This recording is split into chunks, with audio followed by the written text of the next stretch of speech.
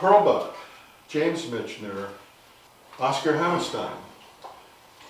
Three of the big celebrities in this area. And they all knew each other. They were all contemporaries of each other. And they all championed the same ideals: compassion, love, hope, multiculturalism, humanitarianism. And so these are ideals. Those three luminaries supported each other in all of those ideals. And so if you take those ideals that I mentioned, love, compassion, humanitarianism, multiculturalism, you stir them up, you throw them in a pot, you boil them, you throw in some suffering and some hardships, which are inevitable. You're going to get that in situations like that. But if you stir it up, you cook it for a while, and you take it out of the oven, what you get there, the finished product, is Julie Hennings, who is our speaker. She is the embodiment of the American dream and proof, living proof, that the idealisms that this country was founded on, and the great people who somehow or another wound up in this very area here, along with other people of accomplishment. I don't know why, but this is a very unusual area, are here, and we are very happy to have Julie as our speaker today. So Julie, there you go.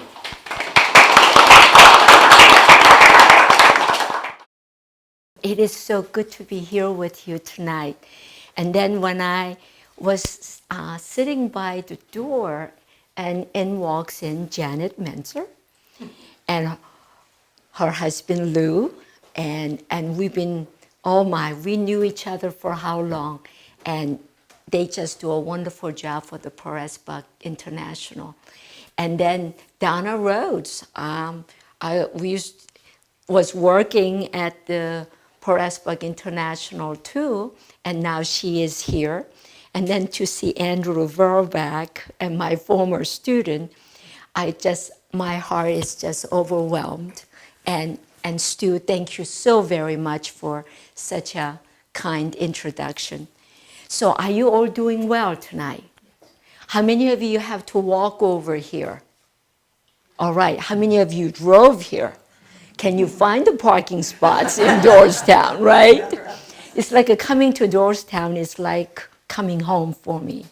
And it is so good to be here with you. I hope you are well. Tonight, I want to share with you a little bit of my life story as an Amerasian.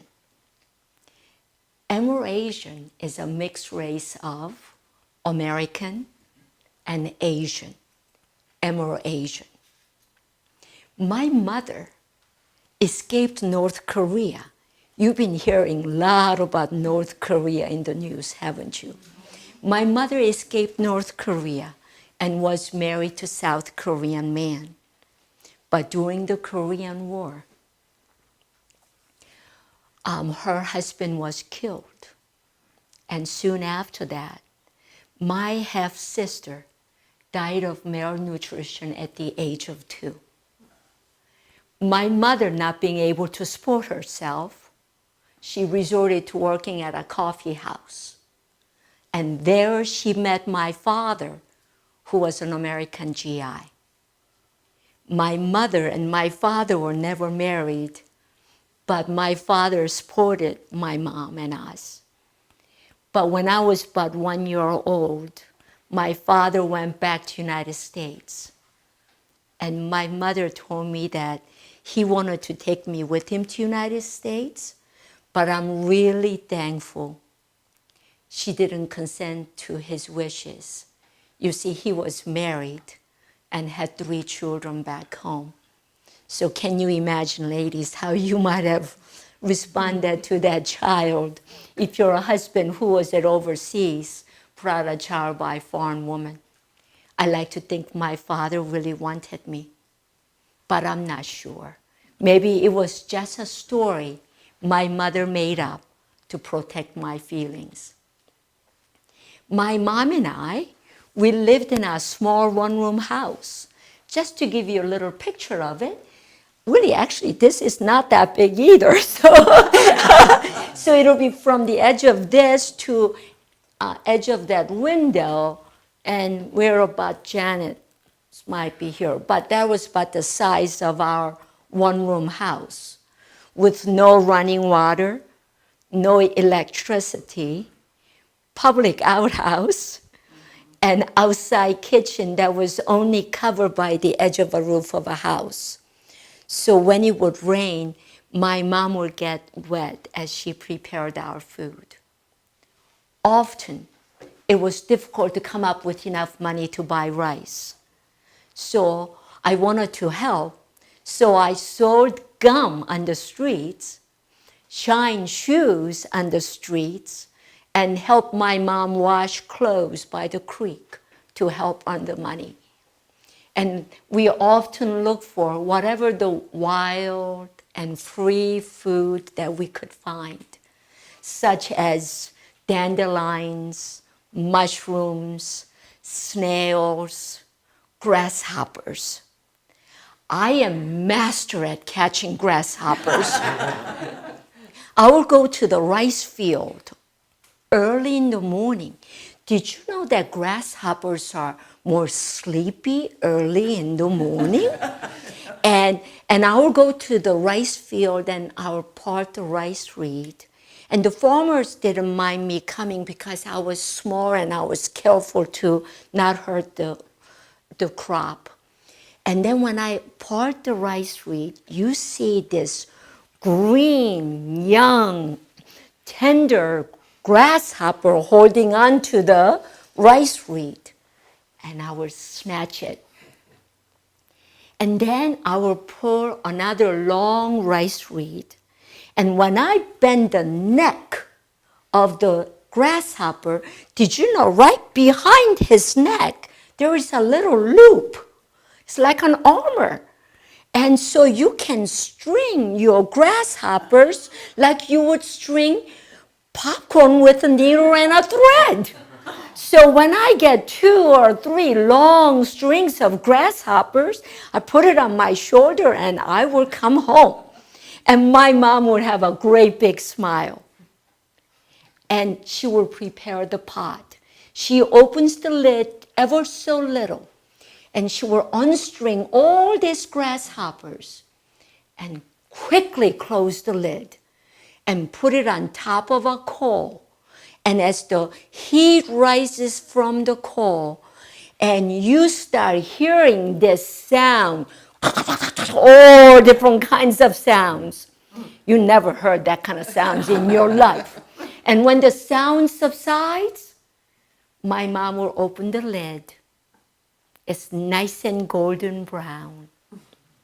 And you sprinkle some salt, and you gotta take the wings off, and then you must take the legs off. They are way, way too prickly to eat. They taste like roasted nuts, perhaps cashews. You should try them sometimes. You know, I kind of forget what I did last week. It's getting worse. But I remember when I was in 6th grade and 7th grade, some of the events of those times just like it was happening yesterday. I remember when I was in 6th grade, I only had one outfit to wear.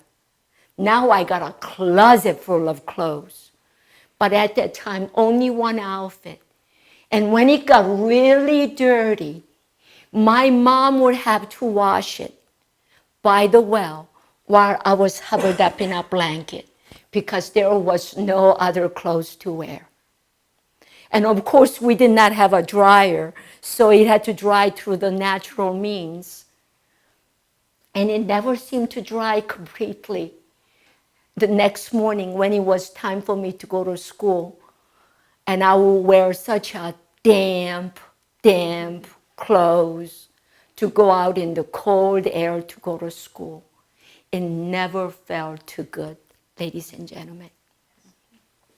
It was difficult enough that we were very poor. But people of the community, especially children, didn't make our lives any easier. I was often teased, ridiculed, spat upon, and called all kinds of names such as Yankee Devil Go Home.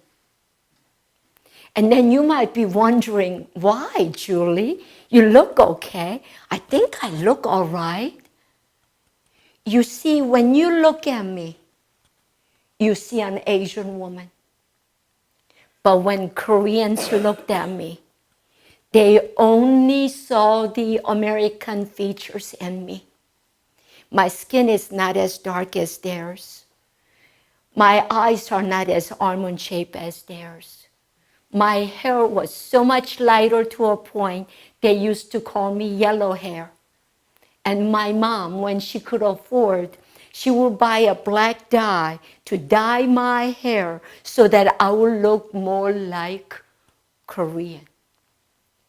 You have to understand how proud Koreans are of their pure race and of their orderly nation. Consequently, mixed race person like myself meant disorder, unclean, not desired. It was also difficult for my mom as well. The places that I was with her, I was assigned, she was with the foreigner. I was like a scarlet letter A she was wearing on her chest.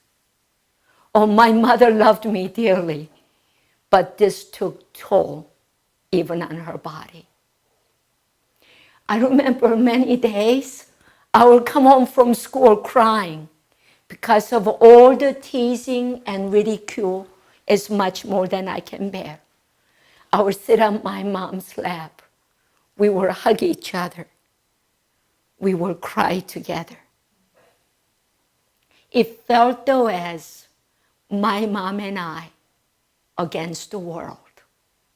Then you might say, Julie, how do you feel toward Korean people now? They are my people. They are my mother's people. I have no ill feelings, but that of only understanding. I feel that often unknown produces fear. And often fear produces prejudice. You see, Korean people at that time, they never saw American-looking children, fatherless, nameless, shoeless. They looked at us as a shame their daughters committed. You must understand. When it was time for me to enter grade school, I had a legal problem. I did not have a last name. I did not have a birth certificate. And I did not even have a citizenship.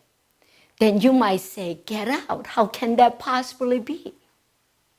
But you see, according to Korean law at that time, you are citizen of your father's country. That meant I should be an American. But according to American law, you are citizen of the country you are born. That meant I should be Korean. Neither country wanted me. I used to think perhaps I belonged somewhere in the middle of a Pacific Ocean. Kindly, an orphanage father of our town allowed me to assume his last name, and I was able to enter grade school. I did well in school, but I had no hope of ever continuing my education beyond 6th grade. Korean government, again at that time, provided free education up to 6th grade. And 7th grade on up, It was just like going to college in the United States. You have to first pass the particular exams that school have created to meet their rigorous academic standards. And you have to pay for the tuitions, purchase the uniforms, the textbooks, the whole works. And there was just no way I could ever continue my education. And my mom was very concerned what would become of me. You see, no Korean man in right mind will marry a mixed race person like myself, and without an education, my future looked bleak. But about this time, a social worker from Pearl S. Buck Foundation, now it used to be called Pearl S. Buck Foundation, now it is a Pearl S. Buck International. But Pearl S. Buck Foundation came to our town in search of Amerasian children. And the reason this social worker came is because of a lady named by Pearl S. Buck. She wrote a book called The Good Earth. How many of you have read that book? See, I knew when I come to Doylestown, I'm coming home, right? Well, through that book and through many other literary works, she was the first American woman to receive a Nobel Prize and a Pulitzer Prize. And when she was growing up in China as a daughter of one of American missionaries that was stationed in China, would you believe during the Chinese Revolutionary War, she was almost killed because she was a foreigner. She was fair. She was blonde. And this gave her the new sensitivity for the people who are discriminated because of their color or creed. And you are so with me. I mean, you are like a teacher's dream. Right, Andrew? Aren't they awesome?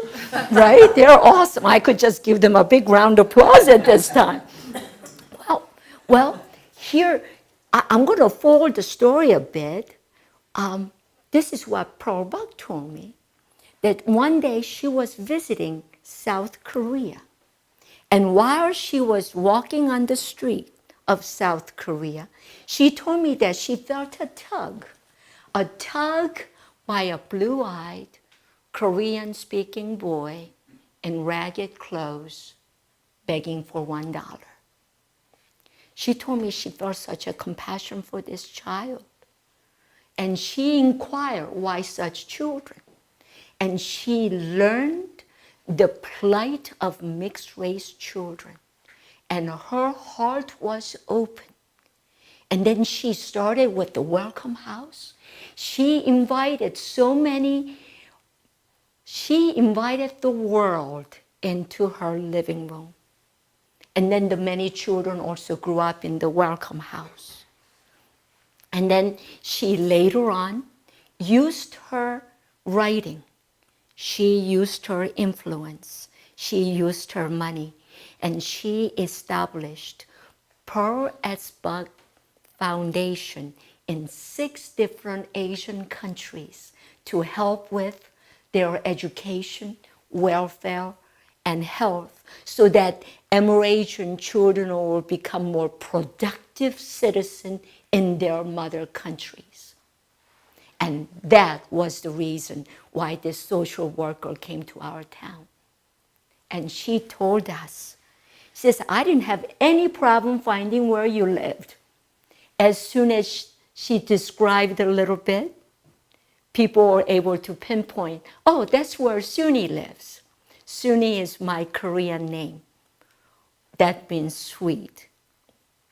So ladies and gentlemen, at the age of 13,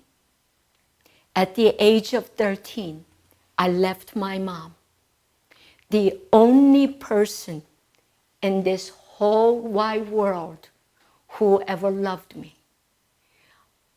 And I went to live in Pearl S. Buck Opportunity Center in Seoul, South Korea. Now, at this South Korea, they had school nearby up to 6th grade, but I was born during the Korean War.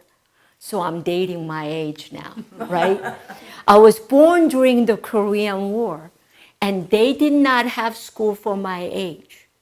So I had to travel from South Korea to Seoul by train and by bus, coming home back to the Opportunity Center by bus, by train, 6 days a week.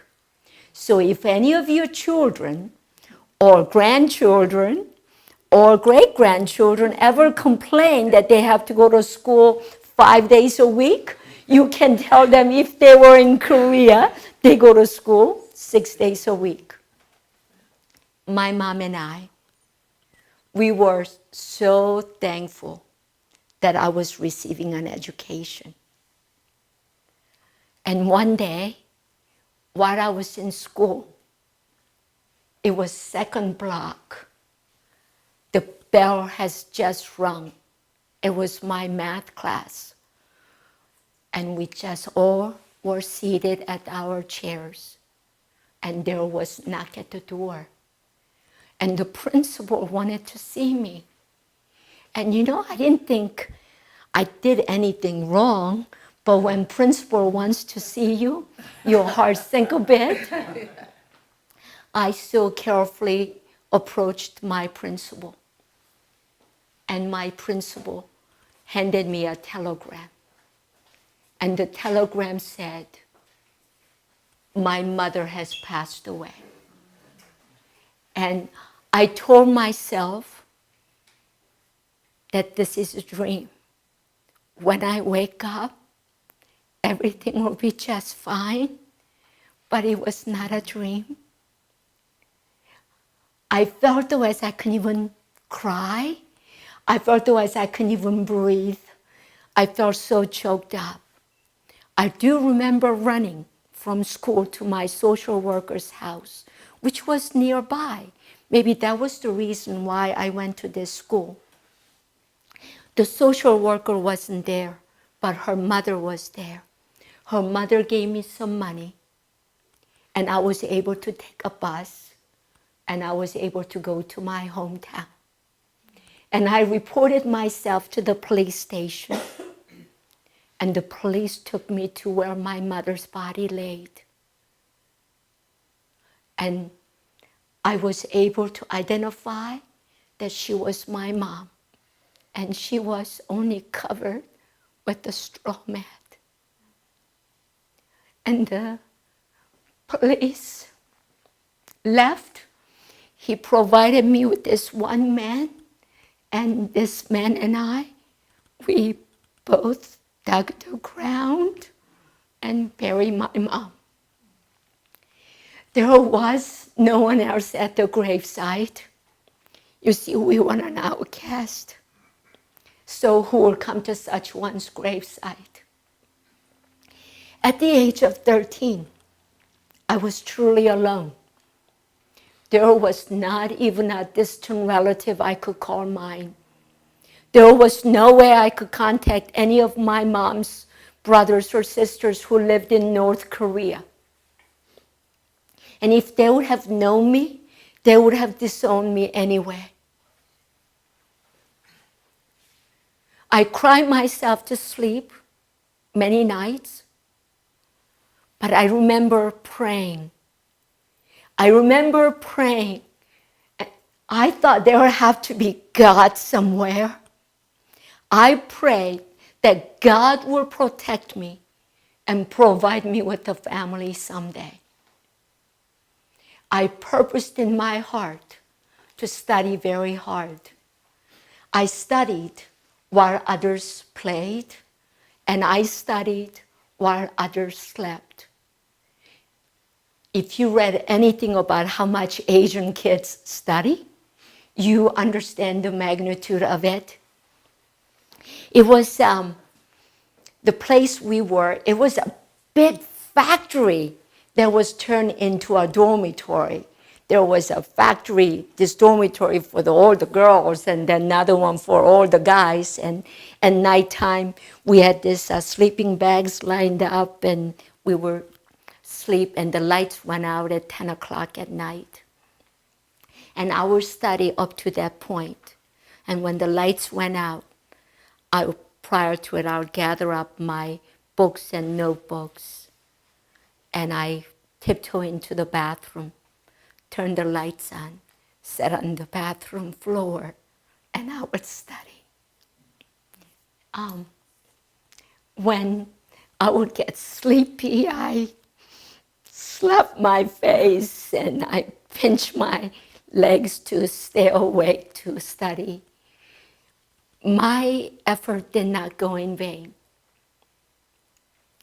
I was ranked first out of more than 600 students. I am not very smart. I was just scared. I was lonely. I was hungry.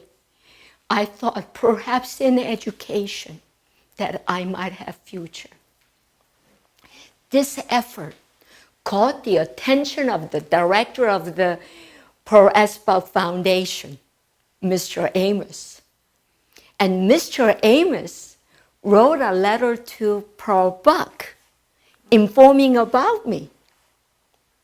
And when Pearl Buck came to Korea, she met with me and she asked me through an interpreter, how would you like to come to America to live with me as my daughter?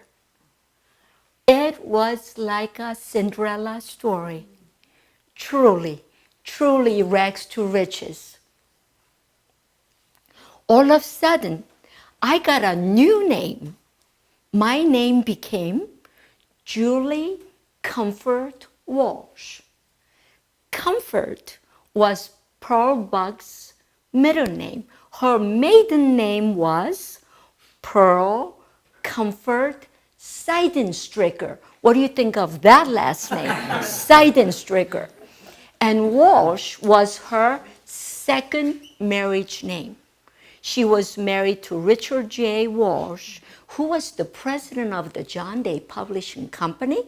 So mother used to write the books, and he used to publish them, and they did just fine.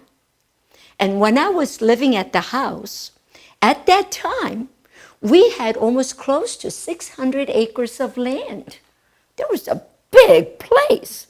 We had a swimming pool, a tennis court, big barn where you could play basketball, big field where you could play softball or baseball. And we even had a beehive by the peach tree. So you could even have those honey out of the honeycomb, and it was really wonderful. And while I was living at the house, we had chauffeur, secretary, 2 gardeners, cook, and a housekeeper. Would you believe I didn't even have to clean my room? I really wish that was the case now. And also, there are some things, you know, as a child, you grow up, you need some new clothes and things. And Mr. Ardinger, mother's chauffeur, would sometimes bring me to a really nice stores in Doylestown, right? And I would buy the stuff that I needed. And once in a while, something I wanted. And I signed my name, Julie Walsh, and mother paid it all. And when I tell that story to my husband, he says, I wish that was the case now, you know. And then I was often picked up by Mr. Ardinger, mother's chauffeur, from school to go to English tutor's house. And whenever I was going to English tutor's house in a limo, I've always preferred going in that big yellow bus. And I wish I could say to you that I had a very noble motives that I wanted to be like the others. No, I just liked the cute boys that were in the bus. So, and mother really enjoyed the symphony orchestra. And at that time, Eugene Armandi was the conductor. And almost like once a month or every other month, we'd like to go to the concert. And mother had a reserved balcony on the second floor. And I would hold her hand and we would walk up. And so many people at that time used to just get up and wave at her, give her a clap. I mean, they were trying to honor her. And I'm only 5'1". And at that time, I felt tall like you, Lou. I just felt so proud of her. And, I could tell you so many things, but I do need to tell you one more. We had a big walk-in freezer. Inside of this big walk-in freezer, that was about the size of actually my one-room Korean house. It was a big walk-in freezer. Now they turned it into a restroom. Yes, when you go there, now it's a restroom, but it used to be, Yeah, it was a walk-in freezer. And inside, there were many different flavors of ice cream. So when I first tasted ice cream at the age of 14, I really thought I came to heaven. So I started eating it around like 10 o'clock in the morning, after lunch, after swim for a while, after supper. Why not before I went to bed?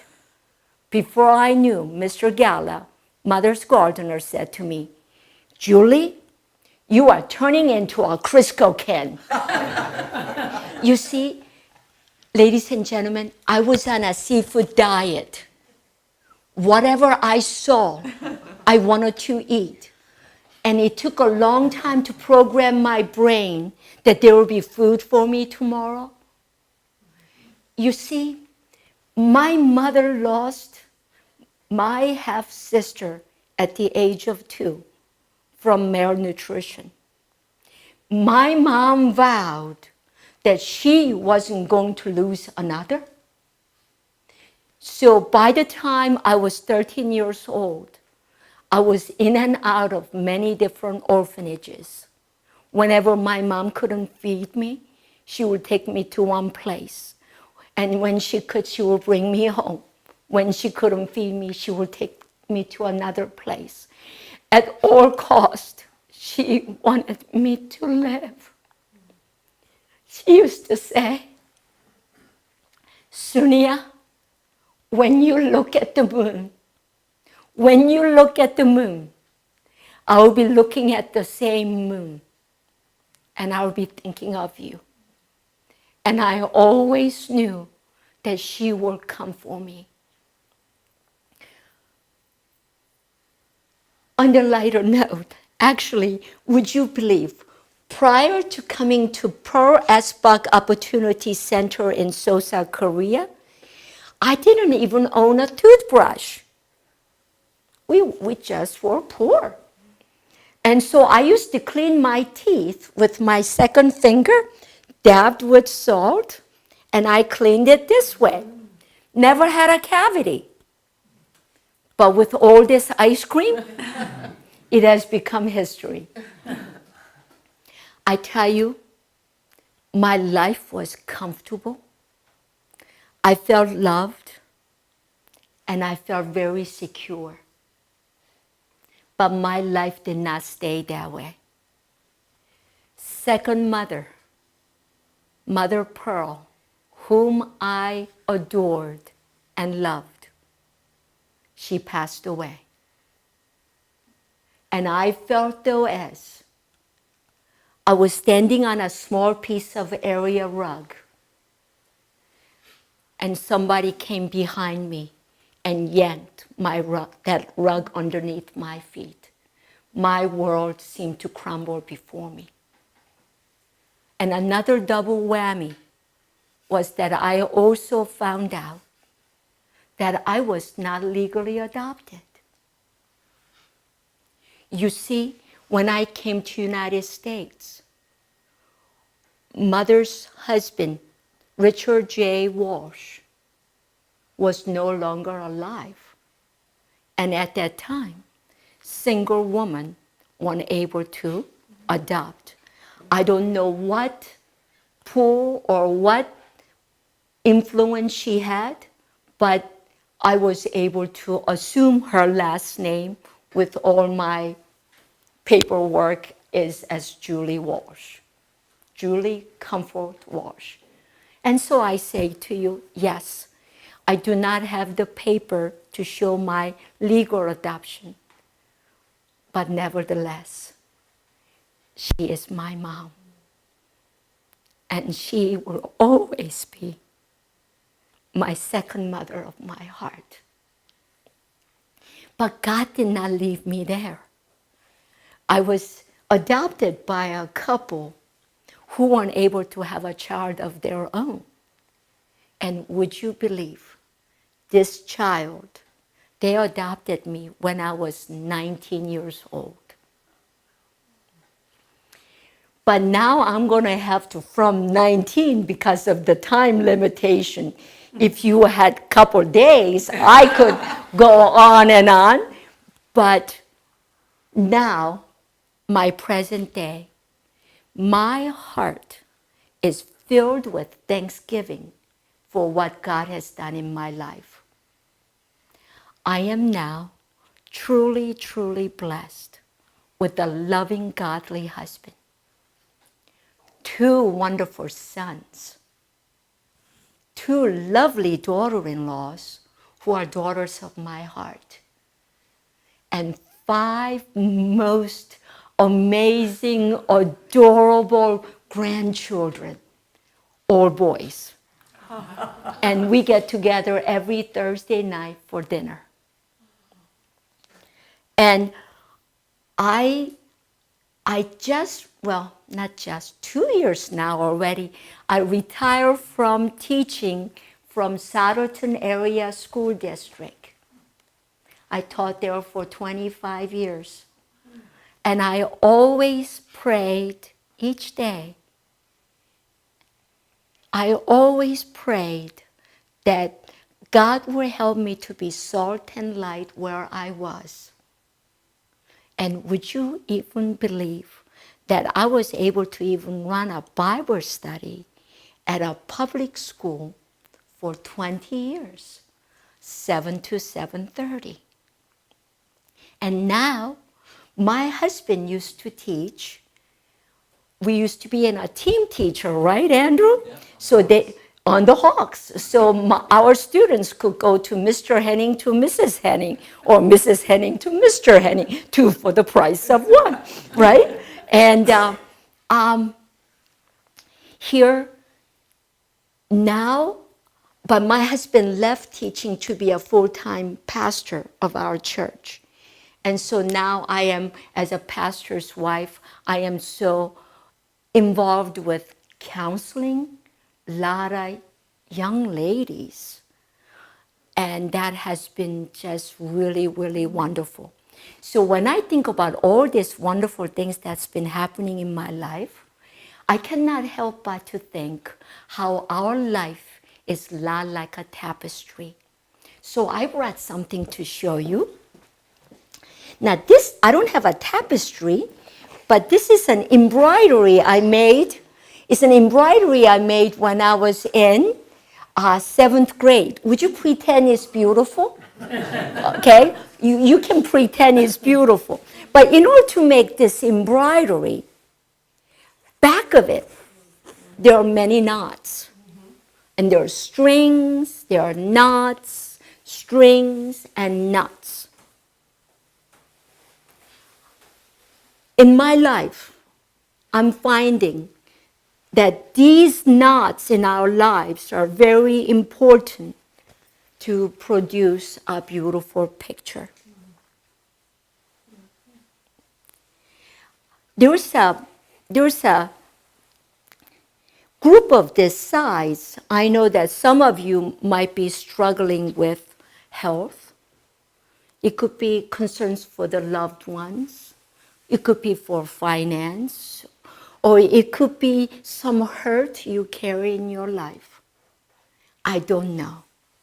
But you know, and I believe God knows. But I believe in my life that God uses those knots to create a beautiful picture of your life. You know, you were talking about mixing. Guess what? When I love baking. And when I was making this, I make some pretty mean Pennsylvania Dutch funny cake pie.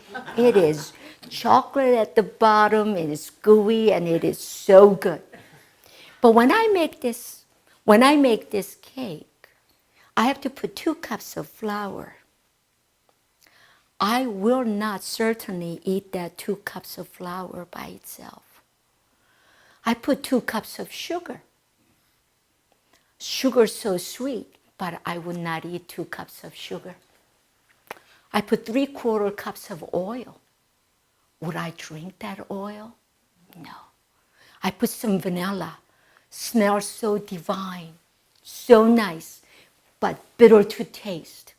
Baking powder, baking soda, raw eggs. I would not eat all those things by itself. But when they're all mixed together, and mix together, put it in the oven, go through the heat, oola, comes out this most tasteful cake. Not all things are good. Not all things are good. But in my life, I am learning that all things will work together for good to those who love God. Together for good. So when you go through difficulties in your life, when you're going through those knots, strings, more knots, more strings, I want you to think about those knots are important to make a beautiful picture. So thank you very much. Thank you. You guys have been wonderful. May I do one thing with you? How about we give each other a big round of applause? Like this. Oh, you gotta go round applause right there. Thank you very much, everyone. Thank you. So, and you think you had a tough life. Well, this is really something. Thank you very much, Julie. That was as inspiring or more inspiring than the first time I heard Julie, which was at the Oscar Hammerstein event that we had. Just inspiring and interesting. And I thank you very much. And we do have, we're not going to let you get away with nothing, but we have a gift for you, a book or two. You don't have to open it now, but it's, oh yes, thank you. Thank you.